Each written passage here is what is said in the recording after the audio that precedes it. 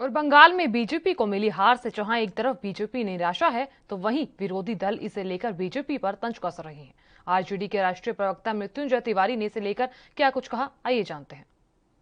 5 राज्यों के चुनाव में सबसे ज्यादा महत्वपूर्ण चुनाव जो थे वो बंगाल का चुनाव था, क्योंकि बीजेपी ने पूरी ताकत झोंकी थी बंगाल में और पूरा केंद्र की सरकार, सारी मिशनरी, सारा तंत्र, बीजेपी के देश के सभी नेता कार्यकर्ता, कई राज्यों के माननीय मुख्यमंत्री, ये सारी ताकत बीजेपी की बंगाल पर थी। और जिस तरह से आदरणीय प्रधानमंत्री जी ने कॉन्फिडेंस के साथ, उनके गृह मंत्री अमित शाह जी ने ये कहा था कि 2 मई दीदी गई, तो 2 मई दीदी फिर से आ गई। आदरणीय प्रधानमंत्री जी ने कहा था दीदी ओ दीदी, तो अब तो बंगाल की जनता कह रही है दादा ओ दादा। ये जनता ने कैसा मजा चखाया। ये जीत जो ममता दीदी की हुई है, चूंकि आरजेडी का बिना शर्त समर्थन था वहां तृणमूल कांग्रेस को, ये जीत है जो उद्दंडता और उन्माद की राजनीति कर रहे थे, उनको करारा तमाचा है बंगाल में।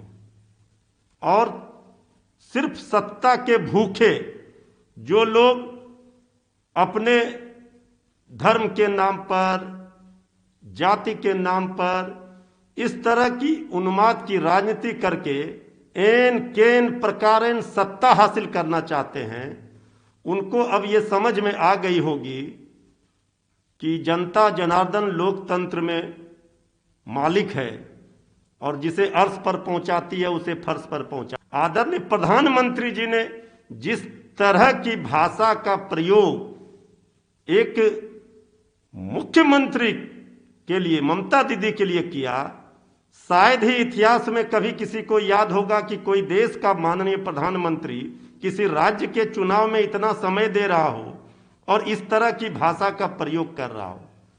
अब ये तो जनता की महानता है, क्योंकि आरजेडी का समर्थन था वहां, तो इस जीत से हम लोगों को खुशी है, पूरे देश के सेकुलर फोर्सों को खुशी है।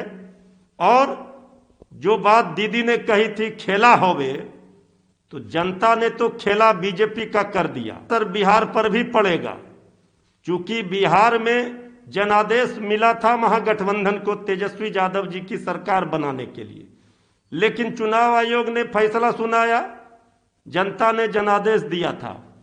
लेकिन वहां बंगाल में चुनाव में बंगाली बिहारी भाई भाई बिहार की चुनाव के हार का बदला ले लिया पाई पाई। इसलिए हम लोगों को आज डबल खुशी है कि बंगाल के चुनाव ने एक संदेश दिया है, देश की राजनीति की दशा और दिशा घूमेगी। और देश दुनिया की खबरों के लिए एएनबी न्यूज को सब्सक्राइब करें और बेल आइकन दबाएं।